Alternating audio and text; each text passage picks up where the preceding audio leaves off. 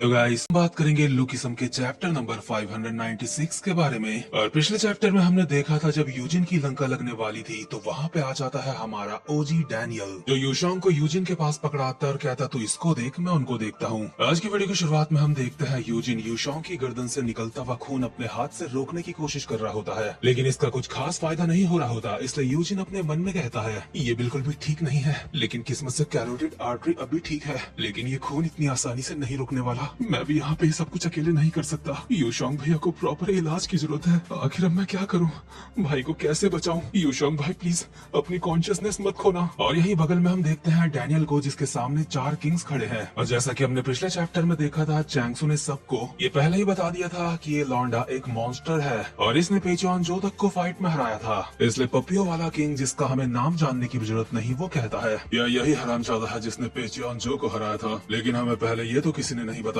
कि हमें ऐसे मॉन्स्टर का सामना करना पड़ेगा। ये चीज हमारे कॉन्ट्रैक्ट के खिलाफ है। चैंगसू कहता है क्या ये और ज्यादा बेहतर नहीं होगा कि इसके बदले वो हमें और ज्यादा पैसे दे? और अच्छी बात यह है ये बच्चा ज्यादा लंबे समय से एक मॉन्स्टर नहीं है, इसलिए इसकी अब भी कोई कमजोरियां होनी चाहिए। एक मॉन्स्टर के तौर पे अब भी इसे उतना एक्सपीरियंस नहीं जितना होना चाहिए। इसका मतलब हमें पहले इसकी ताकत को नापना पड़ेगा और उसके बाद हम अपने तरीके से इसके पिछवाड़े में दरार मारेंगे। लेकिन ये करने कौन वाला है? बाकी किंग से इतना सुन के किंग ऑफ ब्योल्गियो, जिसका नाम शियोचैंग है, अचानक से डैनियल पे अटैक करता है। ये हरामी पहले डैनियल के मुंह पे अपनी जैकेट फेंकता है ताकि उसको कुछ दिखाई न दे, और उसके बाद डैनियल के एक खतरनाक सा पंच मारते हुए कहता है ये मैं करूंगा। हम जोला के किंग्स की इज्जत पे आंच नहीं आने देंगे, चाहे ये कितना भी ताकतवर हो। इसका गेम मैं खुद बचाऊंगा। लेकिन डैनियल ने गन के स्टाइल में इस पंच को बहुत ही इजीली झेल लिया होता है, और जैक्योना के स्टाइल पे शियोचैंग के मुंह पे पड़ती है एक खतरनाक सी लात, जिससे उसका मुंह का पान मसाला इधर उधर बिखर जाता है और अपने मन में कहता है ये काफी ज्यादा तेज है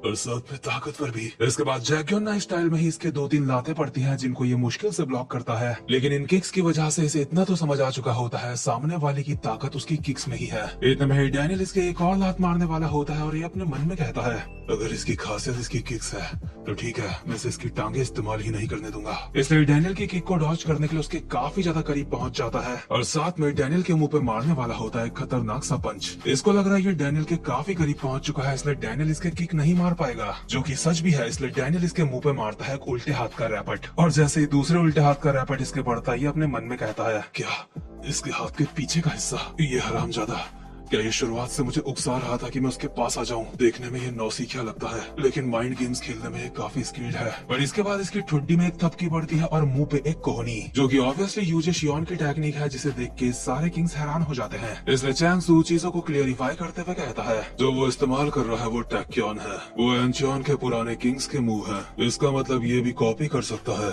बिना किसी शक के। ये कॉपी स्किल ही है। ये सच में काफी कमाल का टैलेंट है, लेकिन ये इसके खुद का पात नहीं। हम देखते हैं डैनियल ने जो शियोचैंग को पेल रखा होता है वो बस अभी जमीन में गिरने ही वाला होता है। इतने में ही डैनियल ऊपर से उसके पेट में बजा देता है एक कोहनी, जो कि ऑब्वियसली काफी खतरनाक हमला था, लेकिन उसके बावजूद भी चैंगसू कहता है ये साला बच्चा इसकी इतनी हिम्मत की अपनी पूरी ताकत का भी इस्तेमाल नहीं कर रहा। चैंगसू ने ये इसलिए कहा क्योंकि उसको पता है शियोचैंग को डैनियल के हमले से ज्यादा कुछ नहीं हुआ, जो कि बिल्कुल सच है। इसलिए डैनियल हैरान होकर अपने मन में कहता है ये काफी अजीब है, मेरा हमला इसके काफी अच्छी तरीके से लगा था, उसके बावजूद भी आखिर ये नीचे क्यों नहीं गिरा? इसका जवाब बाकी के किंग्स देते हैं। तुझे क्या लगा था ये चीज चैंग के ऊपर काम आ जाएगी? चैंग की लोअर बॉडी बाकियों की तरह नहीं है। हाँ, ये ब्योल्गियो के लोग सच में काफी बेरहम होते हैं। इन लोगों को न सिर्फ लड़ने से बहुत ज्यादा प्यार है, बल्कि इन्होंने खुद के नियम भी बनाए हैं। ब्योल्गियो की 30% से ज्यादा जमीन कीचड़ से भरी है, लेकिन इसके बावजूद भी वहाँ के फाइटर्स उस जगह का इस्तेमाल करते हैं खुद के कॉम्बैट रूल बनाने के लिए। कीचड़ में लड़ते वक्त अगर तुम गिर जाते हो तो तुम ठीक से सांस ले पाओ, इससे पहले वहाँ पे तुम्हारा दम घुट जाता है। और शियोचैंग उस कीचड़ से भी ऊपर उठ के वहाँ पे सर्वाइव कर चुका है। इसलिए शियोल की प्लेन धरती पे तो शियोचैंग ऐसा बन जाता है जैसे उसके पंख लग चुके हैं। इसी के साथ शियोचैंग डैनियल के मुंह पे मारता है एक खतरनाक सा मुक्का, जो कि डैनियल को खुद काफी ज्यादा खतरनाक पड़ा होता है। वो खुद सोच रहा होता है ये मुक्का इतना खतरनाक क्यों था। इसके बाद शियोचैंग डैनियल के पेट में एक मुक्का मारता है, इसके बाद मुंह पे एक लात।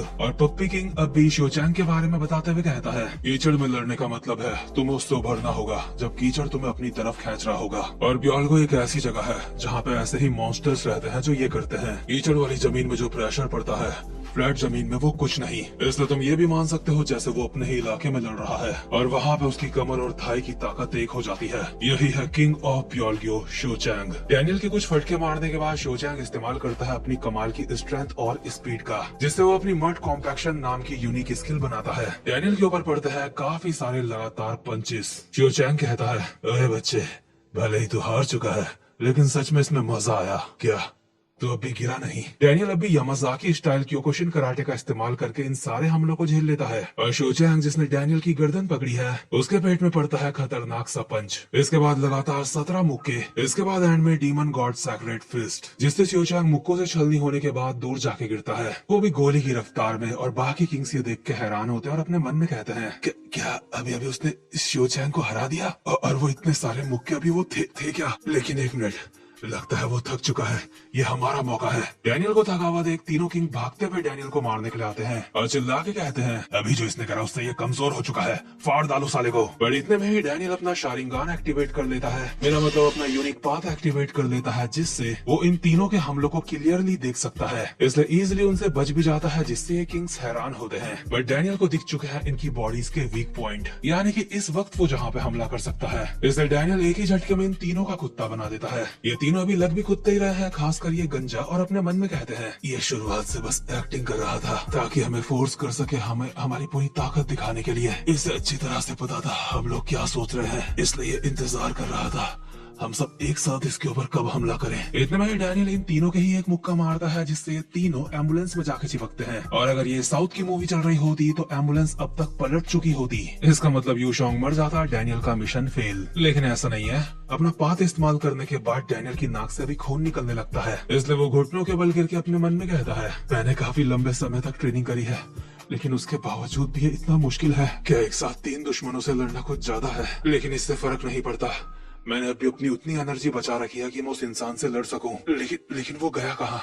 अभी तो मेरे सामने था। ऑब्वियसली डैनियल चैंगशू की बात कर रहा है और चैंगशू अचानक से डैनियल के सामने आके उसके जमीन के ऊपर रखे दोनों हाथों के ऊपर सरिया घोंप देता है, जिससे ऑब्वियसली इसे ये तो एहसास हो रहा होगा मेरे हिसाब से कि काश पढ़ाई में ध्यान दे लेता तो आज ऐसे हाथों में सरिया ना घुपते। डैनियल के हाथों से अनार का जूस निकालने के बाद चैंगशू कहता है, ओए बच्चे, तुझे पता है तूने अभी अभी क्या करा? वो लोग जिन्होंने मुझे कभी निराश नहीं करा, मेरे कंधे से कंधा मिला के लड़े जिंदगी और मौत तक, तूने जियोला के उन्हीं किंग्स को 1 सेकंड में हरा दिया। डैनियल पार्क, तुझे बता दूं, मुझे ये समझ नहीं आता कि जेम्स ली तुझे जिंदा क्यों देखना चाहता है, क्योंकि तेरी जो ताकत है उससे तू आज नहीं तो कल हमारे लिए बहुत बड़ी दिक्कत बन सकता है। या फिर तेरे पास जेम्स ली की कोई ऐसी वीडियो तो नहीं जो उसकी कमजोरी हो। मेरे ये सब कुछ बोलने के बावजूद भी मैं जेम्स ली की बात को टाल नहीं सकता, इसलिए चिंता मत कर, लेकिन वापस से उठने की सोचियो भी मत, क्योंकि मैंने ये सरिया तेरे हाथों में बहुत ही गहरे डाले हैं और अब वक्त है मैं अपना काम पूरा करूं। तुझे अब बाद में देखता हूँ।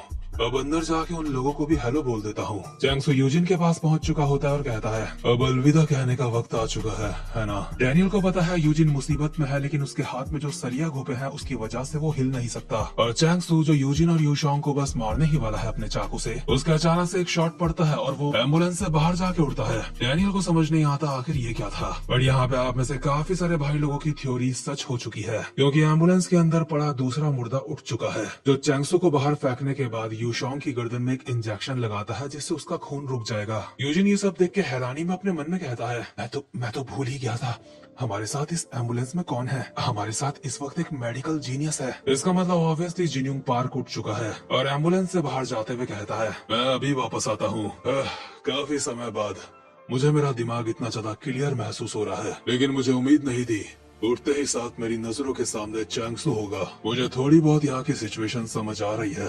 तो क्या जेम्स ली ने तुझे ऑर्डर दिया है मुझे खत्म करने का? तुझे पता है तुझे 1 मिनट बाद में होश आना चाहिए था। और हाँ, मैं तुझे मारने ही आया हूँ। या तो सच में मुझसे फाइट करने की सोच रहा है? हाँ, मुझे इस काम के पैसे मिल चुके हैं, इसलिए मुझे ये करना ही होगा। ऊपर से यहाँ पे ये बच्चा भी है जिसको मुझे देखना है। तुझे क्या लगता है मैं उससे डर जाऊंगा जिसके पास सिर्फ कॉपी स्किल है? जिन्यूंग कहता है, काफी सारी कॉपी स्किल देखने के बाद लगता है तुझे ये सब कुछ बेकार लगने लगा है। चैंगसू, क्या तू ये सोचता है मेरी कॉपी स्किल बाकियों की तरह है? और इसी के साथ ये चैप्टर यहीं पे खत्म होता है। बट प्री जनरेशन का ये मॉन्स्टर जो जागा है, जिसको यहाँ पे मिरर किंग भी बताया गया है, ये बंदे को सच में चैंगसू को हल्के में नहीं लेना चाहिए।